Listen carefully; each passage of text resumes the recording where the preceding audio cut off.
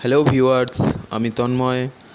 ইউটিউবে আমার T S mixture চ্যানেলে আপনাদের স্বাগত। এই চ্যানেলটি যারা নতুন দেখছেন তারা অবশ্যই সাবস্ক্রাইব করুন এবং পাশে থাকা বেল আইকনটি অবশ্যই প্রেস করুন যাতে নতুন কোনো ভিডিও আপলোডের সঙ্গে সঙ্গে আপনাদের কাছে নোটিফিকেশান পৌঁছে যায়। আজকে আমি দেখাবো কিভাবে অটোক্যাড 2D DXF ড্রয়িং অমনোইন প্লাজমা সফটওয়্যারে কনভার্ট করতে হয়। তারপর সেই 2D ড্রয়িংকে কীভাবে অমনোইন সফটওয়্যারের মাধ্যমে CNC প্লাজমা মেশিনের জন্য প্রোগ্রাম বানাতে হয়। তো চলুন দেরি না করে ভিডিওটি শুরু করা যাক। তো ভিউয়ার্স, অমনোইন সফটওয়্যার প্রথমে ওপেন করে নিতে হবে প্রোগ্রাম বানানোর জন্য। ওপেন করে নিয়ে এরকম একটা ইন্টারফেস আসবে। তারপরে ফাইল থেকে ইম্পোর্ট অপশানে গিয়ে সেখানে DXF ফাইল যেখানে আছে সেখান থেকে DXF ফাইলকে ওপেন করে নিতে হবে। আমার এখানে DXF ফাইল আছে, আমি এই 3টে ফাইলকে সিলেক্ট করে ওপেন করে নিলাম। ওপেন করার সঙ্গে সঙ্গে এরকম একটা ইন্টারফেস আসবে যেখানে থিকনেস দিতে হবে, কত প্লেটের কাটিং হবে। এই থিকনেসটা এখানে আমার 15 প্লেটের থিকনেস, আমি 15 প্রত্যেকটা 15 করে দিয়ে দিলাম। প্রত্যেকটাতেই 15 থিকনেস দিয়ে দিলাম। তারপর এখানে কোয়ান্টিটি কত পিস করে কাটিং হবে, প্রত্যেকটা আইটেমই 36 পিস 72 পিস যেটা যেমন আছে সেরকম দিয়ে দিতে হবে। দিয়ে দেওয়ার পর নিচে দেখুন ইম্পোর্ট আছে, এই ইম্পোর্টে ক্লিক করতে হবে। ইম্পোর্টে ক্লিক করার সঙ্গে সঙ্গে প্রত্যেকটা ড্রয়িং চলে আসবে। এখানে আসার পর ওই ড্রয়িংগুলোকে সিলেক্ট করতে হবে। সিলেক্ট করে এই লেয়ার কাটে পরিণত করতে হবে। এই কাট অপশানে ক্লিক করার পর ওকে দাবাতে হবে। ওকে দাবানোর পর ওই ড্রয়িংটার উপর রাইট ক্লিক করে ক্রিয়েট পার্ট পরিণত করতে হবে। এই পার্টে পরিণত করার জন্য এখানে নাম দেওয়া আছে, এরপর মেশিনের নাম দিতে হবে। এখানে অনেক রকম মেশিন আছে, আমার মেশিন আছে ম্যাক্স প্রো 200। আপনাদের যার যেরকম মেশিন সেটাতে সিলেক্ট করবেন। আমার ম্যাক্স প্রো 200। তারপরে দেখুন প্রসেস কত অ্যাম্পিয়ারে কাটবে, আমার 130 অ্যাম্পিয়ারে কাটিং হবে, তাই আমি 130 অ্যাম্পিয়ার দিয়ে দিলাম। তারপর ওকে করার পরে দেখুন এটা ড্রয়িং আছে, আমি পার্টে পরিণত করছি, তাই ড্রয়িংটা ওকে করার সঙ্গে সঙ্গে পার্টে চলে আসবে। পার্টে চলে আসার পর প্রত্যেকটা ড্রয়িংকে দেখুন পার্টে চলে এসছে। এইরকম প্রত্যেকটা ড্রয়িংকে পার্টে পরিণত করতে হবে। দেখুন ভালো করে দেখার জন্য এটা অফ করে দিচ্ছি। তারপরে দেখুন চলে আসবে, পুরো দেখা যাবে যে ওই মার্ক নাম্বারটা বা ড্রয়িংটা পার্টে চলে এসছে। পার্টে চলে আসার পর দ্বিতীয়টায় ডবল ক্লিক করার পর সেটাকে সিলেক্ট করে সেমভাবে আমি লেয়ার কাট করব। কাট করার পর আবার তার ওকে, তারপর রাইট ক্লিক করার পর ক্রিয়েট পার্ট। এরকম ইন্টারফেস আসার পর মেশিনের নাম দিতে হবে। মেশিনের নাম দেওয়ার পর প্রসেস দিয়ে দিলাম, প্রসেস 130 অ্যাম্পিয়ার দেওয়ার পর ওকে। প্রত্যেকটা ড্রয়িংকে এই রকমভাবে লেয়ার কাট করে পার্টে পরিণত করতে হবে। পার্টে পরিণত যদি না করি তাহলে কিন্তু সেটা প্রোগ্রাম বানানো যাবে না। তাই প্রত্যেকটা ড্রয়িংকে এইভাবে কাট করে পার্টে পরিণত করতে হবে। মেশিনের নাম 200, ম্যাক্স প্রো 200, থিকনেস, তারপর প্রসেস ওকে করার পর দেখুন তিনটে পার্ট চলে এসছে। তিনটে পার্টকে এবারে আমি একটা পার্টের উপর রাইট ক্লিক করব। রাইট ক্লিক করার পর সেটা আমি নেস্টিং করব, প্রোগ্রাম বানাবো। দেখুন স্টার্ট অটো নেস্টে ক্লিক করলে এরকম একটা ইন্টারফেস আসবে। এখানে আমাদের পার্টের যে নেস্টিংটা বানাবো তার একটা নাম দিতে হবে, প্ল্যান নেম। একটা প্ল্যান থাকে তো তার নামটা দিতে হবে। এখানে জবে তো দিলেও চলবে, না দিলেও চলবে, কত পিস আছে বা যা আছে দেওয়ার দরকার নেই। তো যে প্রোগ্রাম বানাচ্ছে তার নামটা দিয়ে দিলাম। আমি প্রোগ্রাম বানাচ্ছি তো আমার নামটা এখানে দিয়ে দিলাম তন্ময় সাউ, TANMAY, তন্ময় সাউ। দেওয়ার পর দেখুন এখানে প্লেট, কত লেন্থের প্লেটের উপর এই ড্রয়িংগুলো আমি সাজাবো, নেস্টিং করব, তারপরে অপটিমাইজিং করব। দেখুন আমার প্লেটের লেন্থ দিয়েছে 6 মিটার 300, কারণ আমি 6 মিটার 250ও দিতে পারি, বা যাই হোক এখানে 6 মিটার 250 2.5 মিটার, 6 মিটার 300 বাই 2.5 মিটারে দিয়ে দিলাম। দেওয়ার পর ওকে করতে হবে। ওকে করার পর এরকম একটা ইন্টারফেস আসবে, যেখানে কি থাকবে, স্টার্ট কর্নার, মানে কোথা থেকে পার্টগুলো সাজানো হবে। তাই এই সাজানোর জন্য এখানে এক্স ডিউরেশন আছে, ওয়াই ডিউরেশন আছে। আমি ওয়াই ডিউরেশন বরাবর সাজাবো। ওয়াই ডিউরেশন সাজানো কীরকম হবে না, লেফট সাইড থেকে দেখুন, এটা হচ্ছে প্লেটের লেফট সাইড থেকে এরকম ওপর নিচে করে সাজানো হবে। তারপর এখানে ওকে অপশানে এখানে প্রত্যেকটা মোটামুটি, হ্যাঁ, 3টে পার্টি চলে এসছে। প্রত্যেকটা পার্টি দেখুন, প্রত্যেকটা পার্ট আমার হচ্ছে মার্ক নাম্বার আছে, লেন্থ উইথ আছে, কোয়ান্টিটি আছে। প্রত্যেকটা পার্টের কত পিস করে সেটা এখানে দেখা যাবে। প্রত্যেকটা পার্ট দেখার পর, পুরো চেক করে নেওয়ার পর, তারপরে আপনাকে করতে হবে কি, এই ওকে অপশানে ক্লিক করতে হবে। ওকে অপশানে ক্লিক করার সঙ্গে সঙ্গে দেখুন এরকম একটা ইন্টারফেস আসবে, অটোমেটিক নেস্টিং হয়ে যাবে। এই অটোমেটিক নেস্টিংটা নাও দিতে পারি, বা এটাকে পুরো সিলেক্ট করে ডিলিট করে দিতে হবে। ডিলিট করে দেওয়ার পর মাউসের মাধ্যমে একটা একটা করে নিয়ে যাব। ওখানে প্রথমে একটা পার্টকে নিয়ে যাওয়ার পর দেখুন এটা কুলিজন কন্ট্রোল বলে একটা আছে, ওই কুলিজনটাকে অন করব। অন করলে কি হবে, এটা প্লেটের বাইরে বেরোবে না। এই যে জবটা আছে, এই জবটা প্লেটের বাইরে বেরোবে না। তারপরে মাঝখানে কার্সার ধরে একটা কপি করে নেবো, আর একটা কপি করে নেওয়ার পর এই রোটেট অপশানে ক্লিক করে ওটাকে কি করব, একটু রোটেট করে নেবো, মানে ঘুরিয়ে নিলে আমার এই ঠিক ফাঁকে বসে যাবে, ঠিক জায়গাটায় বসে যাবে। এটা রোটেট করতে গেলে 180 ডিগ্রিতে রোটেট করব আমি, 180 ডিগ্রি। দেখুন এইখানে 180 লিখে দিলাম, তারপর অটোমেটিক রোটেট হয়ে গেল। তারপর ওটাকে ধরে নিয়ে ওখানে নিয়ে যাব। তো এখানে একটা লিড ইন লিড আউটের ব্যাপার আছে, তো এখানে একটু লিড ইনটাকে একটু চেঞ্জ করে দেবো, পজিশানটা এরকম জায়গায় করে দেবো, তাতে করে আমার ঠিক জায়গা থেকে কাটিং হবে। নাহলে উল্টোপাল্টা জায়গা থেকে কাটলে সমস্যা দেখা দিতে পারে।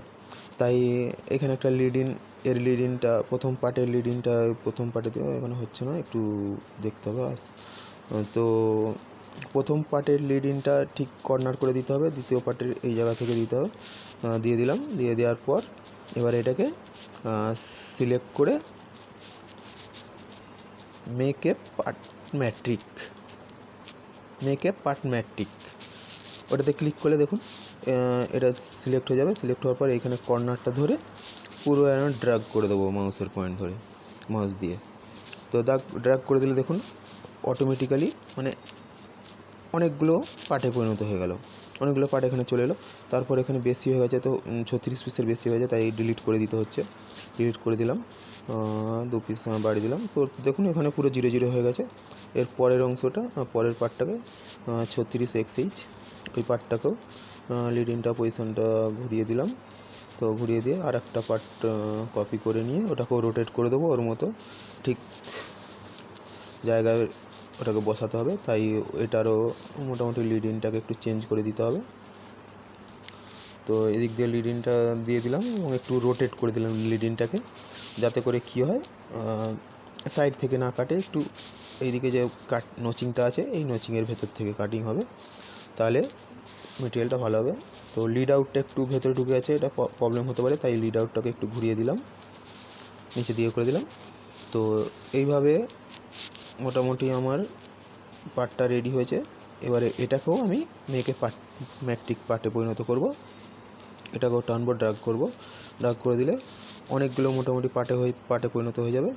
তারপর এটাকে কপি করে ওপরে নিয়ে যাব, এটাকে ওপরে নিয়ে গিয়ে এটাকেও সেমভাবে ম্যাট্রিক করব। এটা তো অনেক বেশি হয়ে গেছে, তো এটা থেকেও ডিলিট করতে হবে। প্রায় 48 পিস হয়ে গেছে 36 পিসের জায়গায়, তো এটাকেও ডিলিট করে দিতে হবে। কিছু অংশ ডিলিট করে দিয়ে এটা কমিয়ে দিতে হবে। এখনও 42 পিস, 42 36 42, এখনও প্রায় 6 পিস আছে, তো এটাকেও ডিলিট করে দিলাম। এবারে 0 0 হয়ে গেছে। তো 0 0 হয়ে গেলে এরপরে এখনও প্লেট ফাঁকা আছে অনেকটা, তো এখনও আমার পার্ট বেঁচে আছে, ওই পার্টটাকে নিয়ে যাব আমি। তো এই পার্টটাকে নিয়ে গিয়ে এখানে আর একটা কপি করে নেব, ওটাকেও ঘুরিয়ে নেবো, একটু রোটেট করে নেবো। রোটেট করে নেওয়ার পর একটু পজিশানে বসিয়ে দেবো।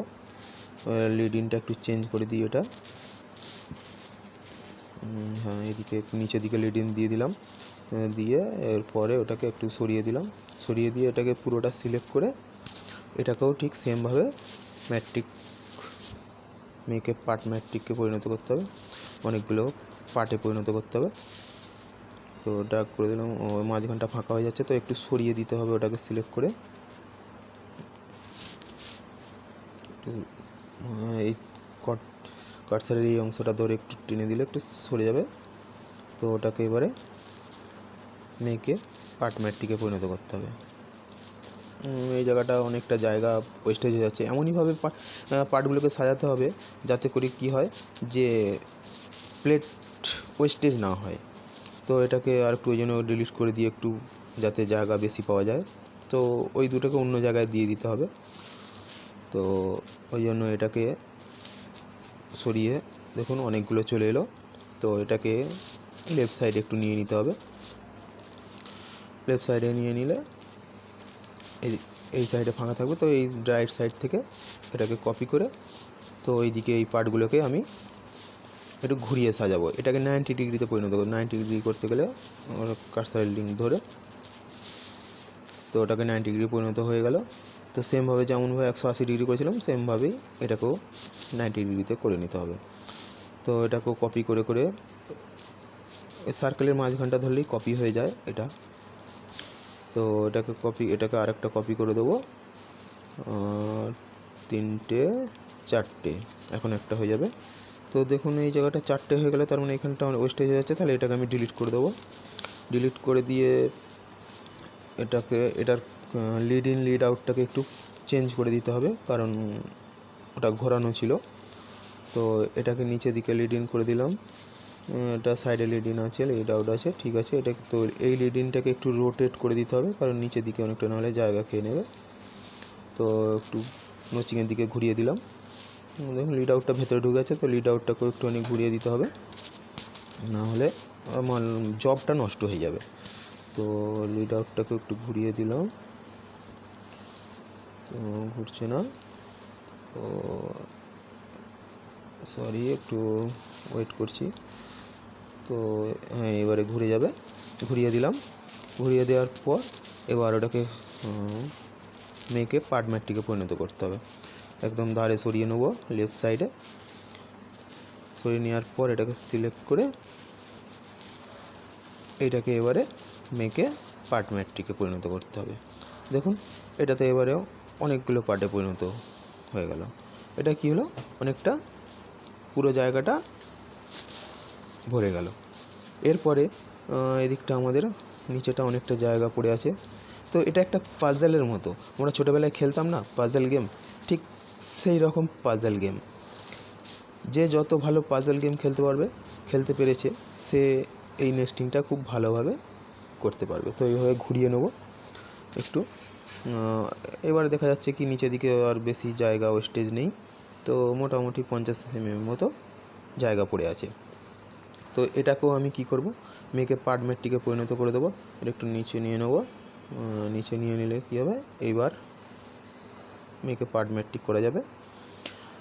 এটাতে অনেকগুলো হয়ে যাচ্ছে, তো কটা দরকার, এটা তিনটে দরকার, তো 3টে দিয়ে দিলাম, 4টে দরকার। তারপর 0 0 হয়ে গেল, 36 পিস কমপ্লিট হয়ে গেল। তারপরে এটাকেও ঠিক ঘুরিয়ে নেব, প্রত্যেকটা জবকে ঠিক ভালোভাবে সাজিয়ে নেবো। এটা 90 ডিগ্রি করে নিয়ে এটাকেও ঠিক পার্ট ম্যাট্রিকে সাজিয়ে দেবো। এতে 8 পিস দরকার ছিল, 8 পিস হয়ে গেল।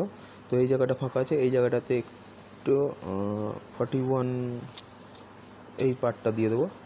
এই পার্টটাকে কপি করে এটাকে কি করব, একটু ঘুরিয়ে নেব, 90 ডিগ্রি করে নেব, 90 ডিগ্রি করে নিলাম।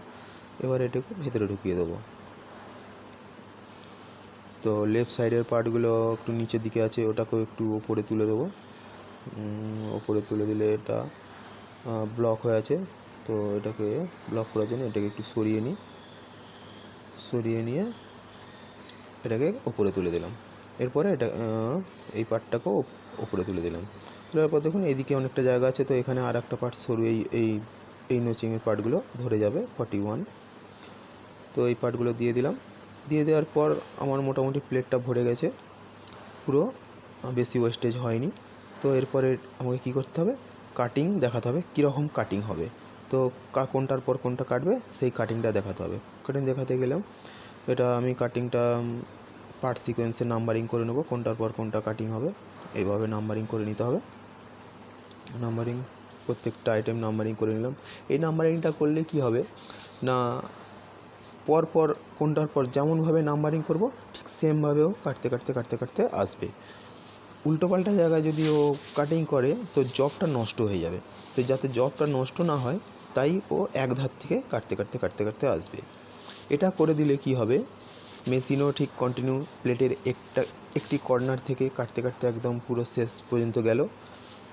তার ফলে কি হলো, জবগুলো খুব ফিনিশিং ভালো হবে এবং কোনো একটা জব কাটার পর আবার অন্য একটা জায়গায় গিয়ে যদি কাটতে যায় তাহলে জবটা নষ্ট হয়ে যাবে। তো সেই জব যাতে নষ্ট না হয় সেই কারণে এই কাটিং সেন্সগুলো দিতে হবে।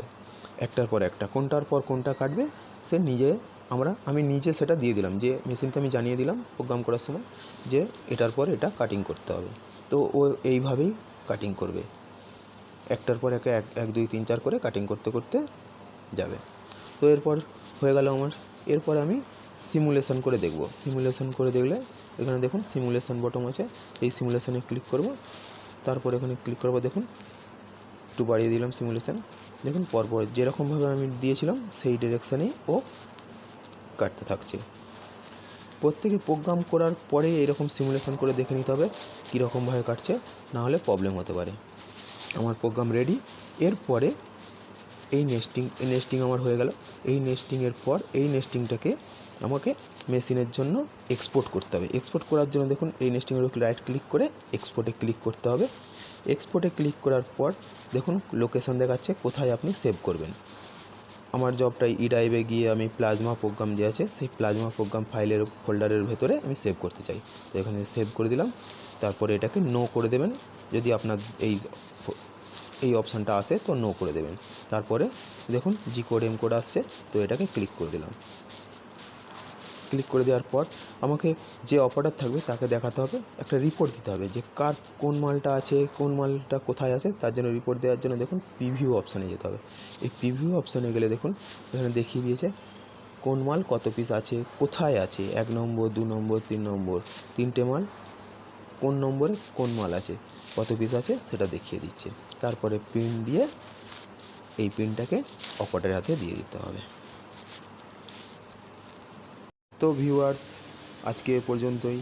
যদি ভালো লাগে তাহলে লাইক করবেন, শেয়ার করবেন এবং কিছু জানার থাকলে আমার কমেন্ট বক্সে অবশ্যই কমেন্ট করে জানাবেন।